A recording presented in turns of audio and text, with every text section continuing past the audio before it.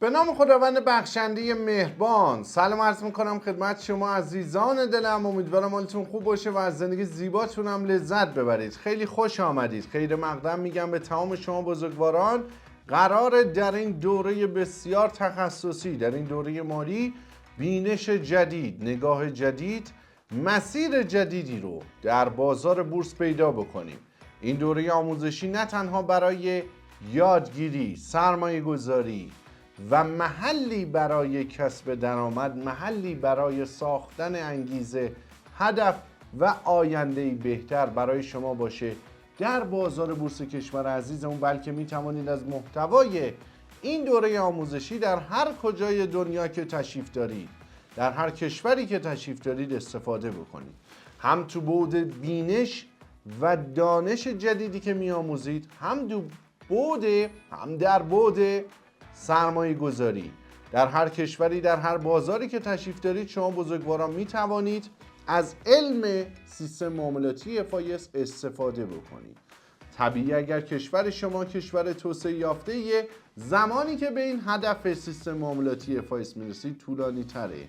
اگر در کشور عزیزمون تشریف دارید، هدف رسیدن به نتیجه نهایی سیستم معاملاتی FIS ساده تر و زودتره، چرا که این فرصت در حال حاضر برای فعالین این بازار میسره، اما این فرصت عالی در خیلی از کشورها از بین رفته.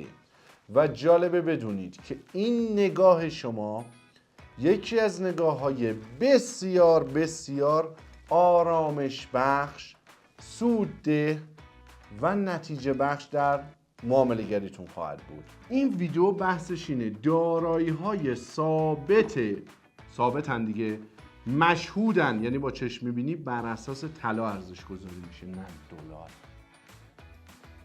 اصلا کلا دلار سرمایه گذاری حساب نمیشه، طلا خیلی بهتره. و طلا سرمایه گذاری سود اقتصادی حساب نمیشه، چون فقط تورم دوتا کشور رو پوشش میده. پس من اگر میخوام سود بکنم باید سرمایه گذاری بکنم که رشد این سرمایه گذاری بازدهیش بالاتر از طلا باشه.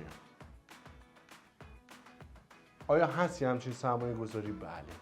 هم ملک خوب این بازدهی رو به شما میده، هم زمین خوب به شما این بازدهی رو میده، هم سهام خوب این بازدهی رو به شما میده.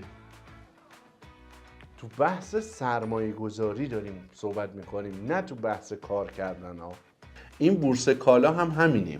بورس کالا یه محلیه برای داد و ستد کالاها. شفافیت معاملاتی میاره، قیمت ها مشخصه، حجم معاملات مشخصه، مالیات مشخص میشه، عوارض مشخص میشه، سود معلوم میشه، همه چی شفاف میشه، همه چی درست میشه. این سایت کدال من دوست دارم. این سایت کدالو مثل عادت پدر بزرگامون بود در گذشته، پدرامون بود در گذشته، هر روز روزنامه میخوندن. من این عادت رو دارم، هر روز کدالو میام نگاه میکنم. شما به عنوان کسی که میخوای سرمایه گذار بشی باید عادت اینو داشته باشی، بیای کدالو بخونی. کدال یعنی اطلاعات مالی شرکت ها افشا میشه و به شما قول میدم کسی این عادت رو داشته باشه و گزارشات مالی شرکت ها رو بخونه، بسیار بسیار تصمیمات اقتصادی خوب و درست میگیره. تمام هدف این دوره آموزشی این هستش که آزادی و استقلال مالی رو پیش از دوران بازنشستگی، ایجاد دوران بازنشستگی زودتر رو برای شما مهیا بکنه. شما قراره با این دوره آموزشیتون با مطالبی که یاد میگیرید جهان بینیتون تغییر بکنه، جهان رو از عینک دیگری ملاحظه بفرمایید، نگاهتون نسبت به مسائل مالی تغییر بکنه، نحوه ارزیابی کسب و کارها رو هم از بورسی و غیر بورسی بیاموزید، نحوه شراکت کردن و نحوه سرمایه گذاری رو بیاموزید. و جالبه بدونید که در بازار بورس در این لحظه تنها کسی که به این مقوله توجه میکنه ما هستیم و کسانی که افتخار داریم خدمتشون هستیم. و عجیبه و تعجب میکنم که چرا در واقع شرکت ها و سایر کسانی که دارن زحمت میکشن و تلاش میکنن توجه نمیکنن. واقعا در عجبم که بعد از این همه فریب ها تو هم تصویر عالیه، صدا گیر کرده، تو هم پی فریب من نشسته ای. بنابراین فروغ فرخزاد. این ویدئوی آموزشی من باب موضوع بسیار مهم Return, everybody repeat it please، بازدهی سهامه. بازدهی سهام رو عرض کردیم به 2 مدل هستش. 1 دیویدند، سود نقدی شما بزرگواران. 2 سود سرمایه کپیتال گین. ما با این 1000 ریال یا 100 تومن هر سهم کار داریم تو آینده.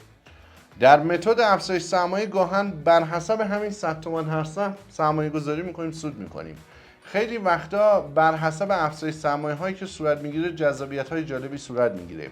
تو بحث تبدیل حق تقدم به سهم با این 100 تومن کار داریم. بازار مالی جاییه که روانشناسی به شدت مهمه. علنا با افکارتون، با اعتقاداتتون، با نگاهتون دارم اینها رو همه رو درست میکنم.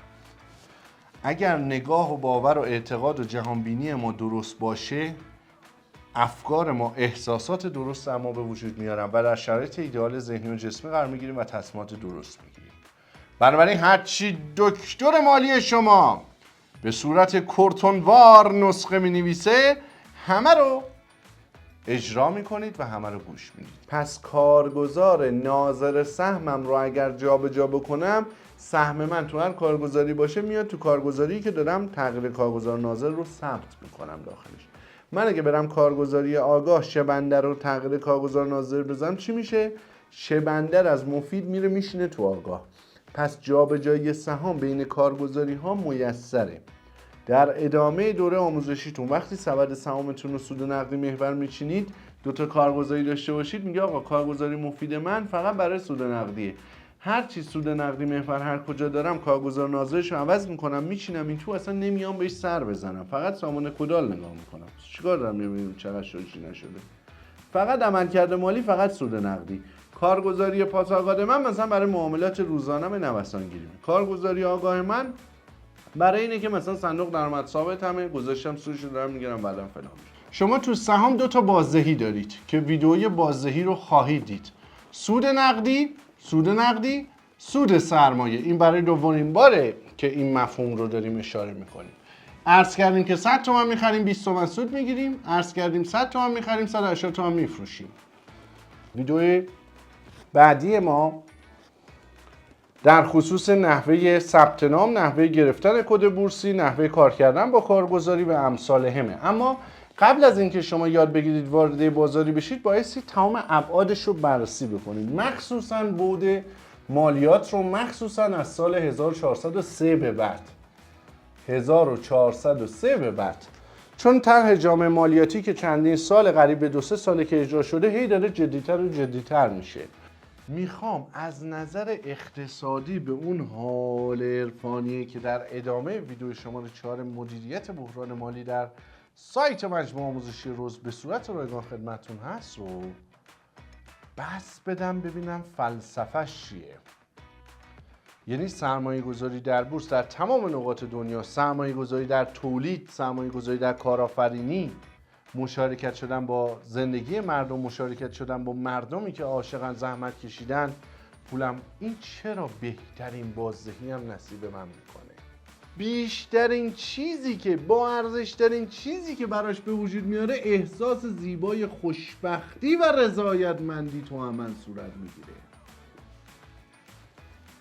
حالا راه تو دور دل من چه صبوره.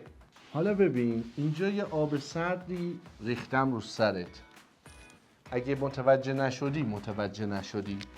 ببین سرمایه گذاری رو دلار کلا کار عبث و بیهوده‌ایه. این سود اقتصادی ایجاد نمیکنه. سرمایه گذاری رو طلا هم کلا سود اقتصادی ایجاد نمیکنه. تو این حالت سر به سر اقتصادی هستی. اینو با هم پذیرفتیم دیگه. قیمت دارایی ها بر اساس اینه، قیمت کالا و دارایی ها بر اساس اینه، نه بر اساس این. این مدل افایسه. یعنی اگر کسی با طرز فکر افایس بره تو بازار کریپتو این کارو میکنه. یکی میتونه وارد بازار کریپتو بشه، خرید و فروش بکنه، سود کنه. یکی میتونه وارد بازار سهام بشه، خرید و فروش کنه، سود کنه.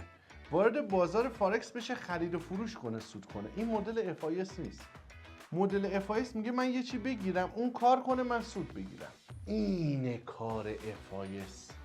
یعنی کار FIS اینه که کارخونه ها، کسب و کارها و شرکت ها و سهمایی رو پیدا کنه که رشد سودسازی بالاتر از تورم و تقسیم سود بالاتر از تورمه. در این حالت من بهترین جا پولمو گذاشتم. از بانک بهتر بوده چون این تورم رو پوشش نمیداده. از ملک بهتر بوده چون وقتی سود من بالاتر از سود ملکه، تورم ملک از تورم من کمتره، پس رشد ارزش سهام من قدرت خرید ملک منو حفظ میکنه. اگه من 10 میلیارد یه دونه ملک میتونستم بخرم، 5 سال دیگه من نه تنها اون ملک رو میخرم، 2 تا دیگه هم میذارم بغلش. اینجا داخل پرانتز آموزش‌های بعدی رو که ملاحظه بکنید، این ارزاق‌های خسروانی رو خودم که بهتون نشون میدم، خودتون رو هر نمادی که دوست داشتید رو شرکت‌های مرتهد ما برید ببینید. من جهت انتقال این دانش و آگاهی، من در جهت تغییر انسان‌ها به وجود اومدم. رسالت من، وظیفه من آن چیزی است که تا به امروز به دست آوردم و دائم به دست میارم، چون جویای دانشم، ز دانش دل پیر برنا بود و هر آنچه که آموختم رو. نه صرف انتقال آموزش، این ارزشی ندارن نظر من، هر آنچه که آموختم رو، تراوشات ذهنی که بر حسب این دانش، این تجربه، این مهارت به دست آوردم رو، که چیز جدیدی خلق کردم رو، بهش میگن الان تز دیگه، تز دکترا الان همینه دیگه. یعنی شما در این همه سالهای تحصیلی پیش نیازها رو پاس میکنید تا به مرحله‌ای میرسید که هر آنچه که در یک علم، در یک حرفه، در یک رشته وجود داره رو میدانید و با توجه به این حجم زیادی از دانش که دارید، حالا توانایی اضافه کردن به این علم هم در جهت، اینا همه کلمات کلیدی ها، افزایش کیفیت زندگی مردم به اون علم، به اون رشته، به اون حرفه اضافه میکنید. به میگن تز دکترا. علت این که ما میایم تو بورس اینه که یاد بگیریم هم خودمون کار بکنه هم سرمایه‌مون. یعنی ما تو بورس اهرم داریم استفاده میکنیم، یعنی قدرت خودمون از نظر مالی داریم قوی میکنیم. پس کسی که میاد تو بازار بورس، اولین تصوری که داره این هستش که منی که هر روز صبح پا میشم درس میخونم، الان نمیتونم کار بکنم، بذار پولم برام کار بکنه.